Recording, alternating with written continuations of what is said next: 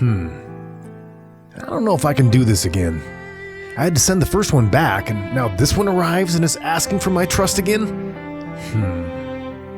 I mean, I was so hopeful at the beginning, and I just don't know if my heart can take it again. But then again, the weather at the mountain has been great, and I do need to see if the first one was a lemon. Oh, who the hell am I kidding? After a month of back and forth with the company, I finally got a replacement for the apparently defective unit I initially got. Okay, let's do this. That's right, my babies, I'm putting the Insta360 One X to the test one more time. And of course, where do I give my tests? In the mountains, of course. So after 2 months, I've tried almost all the accessories and every shooting mode on the camera. That's right, if you couldn't tell from that opening skit, I did have to send back my original Insta360 One X that took me about a month to get anyway. I had some horrible audio problems. And it took about 3 weeks of going back and forth with the company to convince them that it was a problem that was serious enough that it needed a replacement. So that kind of got us off on the wrong foot, but they did send me a replacement. I put that one through the paces as well. I got some of the accessories. So let's do an in-depth review about the good, the bad, and the ugly, and the pretty of the Insta360 One X.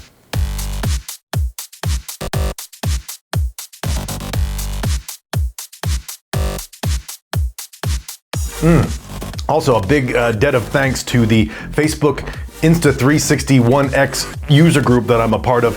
Some of what you're hearing are experiences that I've had. Some of them I've asked them to chime in as well. So you're getting about 500 people's worth of advice in this video.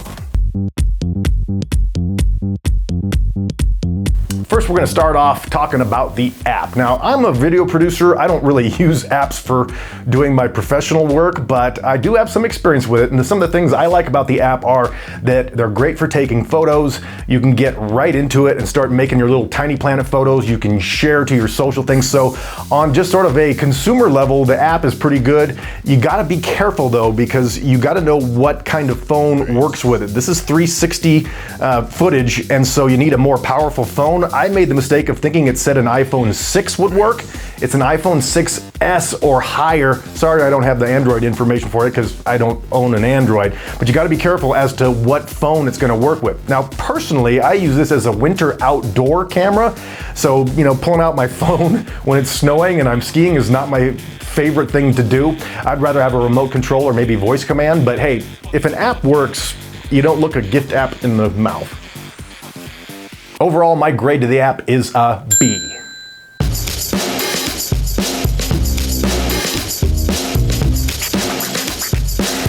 Now let's talk about the accessories for the Insta360 One X.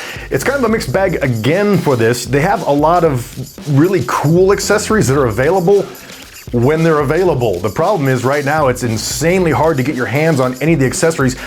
Maybe I'm an idiot, but I bought this thing thinking the accessories would be available like right off the bat, but it's now many months down the line, and I'm lucky to have gotten a venture case and batteries.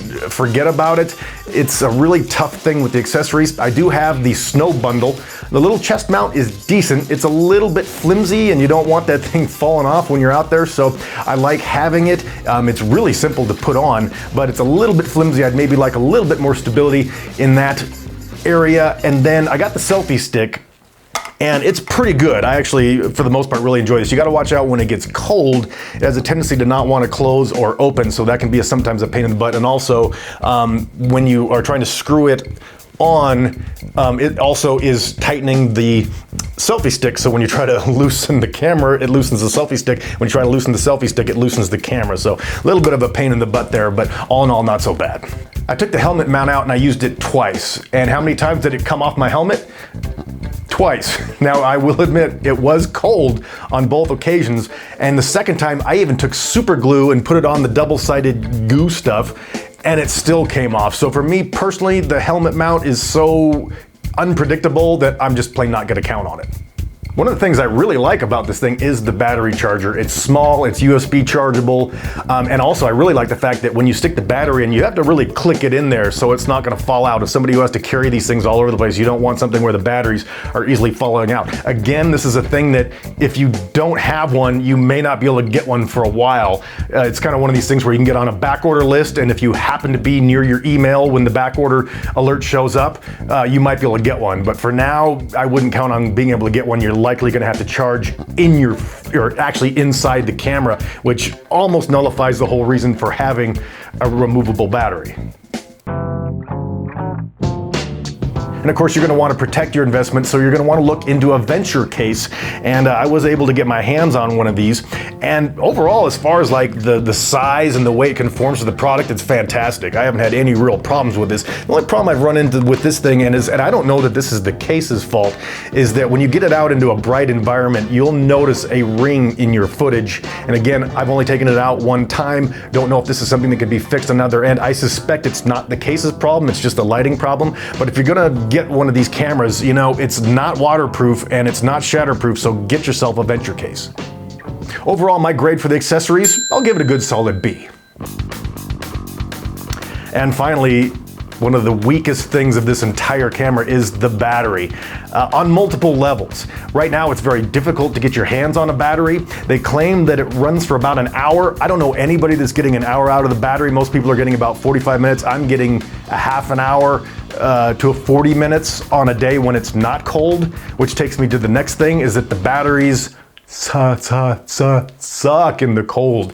I've literally lost footage that just disappeared when the battery died after 5 minutes in the cold, and it really wasn't that cold. Now, the company says that it's rated to 32 degrees and above, but is that really an action camera when you're cutting out all the winter activities for action? The batteries need to be updated. They need something for a lower temperature. I've seen batteries that are bad in the cold. These are the worst in the cold that I've ever seen. Now, there are many workarounds. I do have another video on my channel that talks about how to extend the battery life. I have managed to get it under control, so check out that video if you want to find out how to use the battery in the cold weather. The grade that I would give the battery is a good solid D, bordering on D-.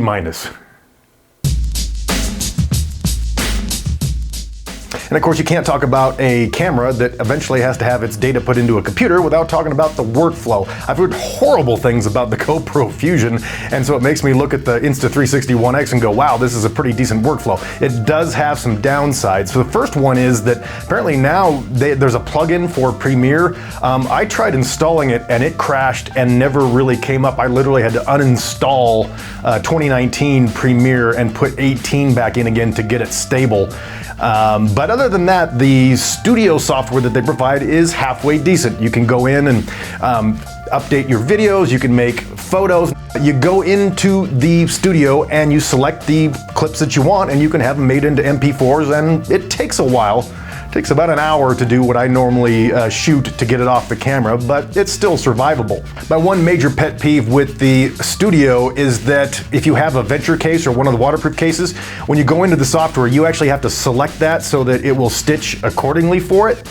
But you can only do that to one clip at a time. Even if you highlight all the clips at once, it's not going to make that selection for all the clips. So you're gonna have to be next to your computer hitting, waterproof case for each clip as you go. It will slow you way down.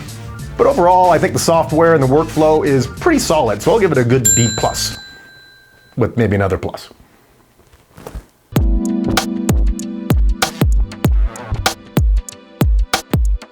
And of course, the creme de la creme on this camera, in my opinion, is the footage. I mean, it just shoots beautiful stuff. It's shooting currently at 5.7K. It looks great. Really have no complaints with that. Been having a grand old time, really, with the other frame rates.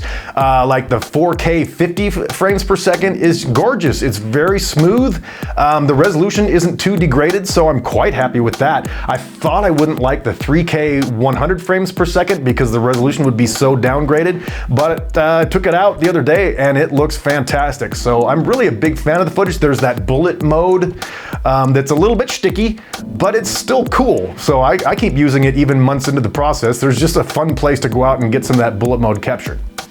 I've done a little bit with the time-lapse mode, but of course I'm somebody who's always on the go, so I've been shooting a lot of time lapses when I'm moving, and that's not such a good thing because now the stabilization works great in this camera, but it doesn't work when you're taking photos. So it looks a little weird when you're trying to do a time lapse and you're, climbing up a hill on your skis. What I like to use is what they call a hyperlapse, which is basically just speeding up the footage, and it looks fantastic. It's a great effect. I use it on a lot of my professional projects. Apparently they just released an HDR mode, which I've accidentally run into. Apparently I accidentally put it in HDR mode, and I don't know what happened, but it ruined the shots that I had. It cut it in half somehow. I have no explanation really for it. It just kind of screwed up my video, but for photos and stuff like that, it's great. I just personally won't really use it because I take it into post-production, I take it in the edit bay and add my own colors, so I don't need the HDR, but from what I would gather, the HDR is gonna work just fine for this camera. Overall, it's the footage really that makes me keep this camera. It's just beautiful. There's so many things you can do with it. I give the footage for the Insta360 One X an absolute A+.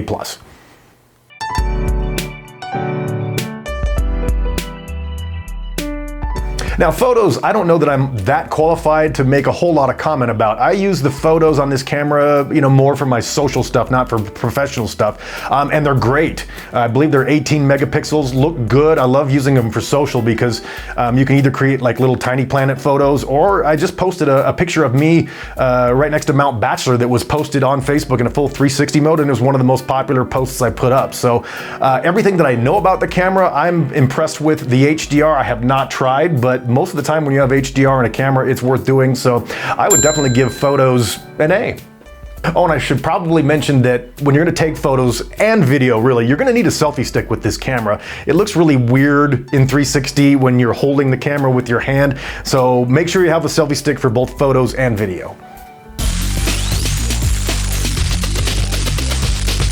Now we get to another one of the hardships for me. Now, I was an audio producer before I was a video producer, so I can be kind of picky with audio, but the problems I had with this camera defy the biggest pickiness that I could possibly have. Now, apparently, initially, they sent me a lemon because I was getting such horrible audio that I couldn't even use it for reference audio when I took it into the edit bay. It was completely unacceptable. It took almost a month of back and forth to get them to send me a replacement camera.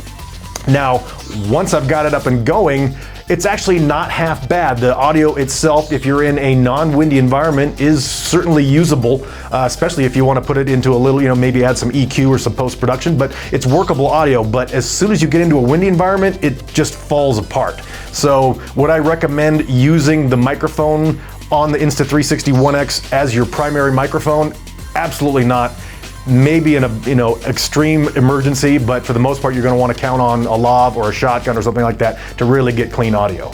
I took it out the other day in the Venture case, and not shockingly, you really couldn't hear the audio very well. It's just enough to keep it as reference audio, but I mean, anything that you're going to wrap in a hard plastic case isn't going to give you good audio, so I don't really consider that a knock against the camera, but just be prepared that if you're going to put it in one of those cases, you're not going to get great audio. Overall, audio, I'll give it a C. Let's talk a little bit about the display and the menu. Both good things to have, not well executed on this camera. The display, a lot of the cameras don't have them, so kudos right there, but the display on here is almost completely falls apart in any kind of lighting situation. Even in flat light, you cannot see the display. So unless you're like indoors and you have your glasses on, the display really doesn't help much. I took this thing out into the snow multiple times and I couldn't tell what mode I was in, and I ended up losing all kinds of footage because I just simply couldn't read the display. Eventually I had to kind of take it into the app, but even that can kind of be hard to read when you're in the outdoors. So I think they either need to get rid of the display or make it bigger, because it's a great idea. Love the idea of a display, but they need to make it brighter. And then the other issue is the menu. It just absolutely gives me a headache. First of all, when you turn the camera on, unless you have this quick cap, which is great, if you have that selected on, it'll and you hit the button, it'll automatically go into video and start recording and then shut down as soon as you stop. That's a great function, but as soon as you turn on the camera, it defaults to photo mode. And if you're a video person and you're trying to get up and going fast, you're going to end up taking a picture instead of getting video. And then there's no back button. on this thing, so you have to go into a menu and then find the right menu and then scroll down and then make the change and then scroll all the way down to done. And then if you accidentally hit the wrong button, you end up in another menu, then you have to scroll all the way down to done on that one. It basically is a menu that is extremely not user-friendly. I'm really glad it's there, but I've really kind of had to break down to just memorizing where things were and just making clicks as I went, hoping that I'd remembered them correctly. So the display in the menu, C-, maybe a D. And of course, if you're going to use a camera a lot, you're going to end up interfacing with customer service at some point, and boy, did I. I can't say that I was feeling like they really understood the despair of what I was going through, because I was losing some business because of this audio issue I was having. But I will give them credit that they always did respond when I emailed, and even one time when I didn't respond for 24 hours, they reached out to me to see if my problem had been solved. So I admire them for that. As far as the overall customer service with the company, I'm pleased. I would give them a good solid B. B, B, B, B, B, B, B.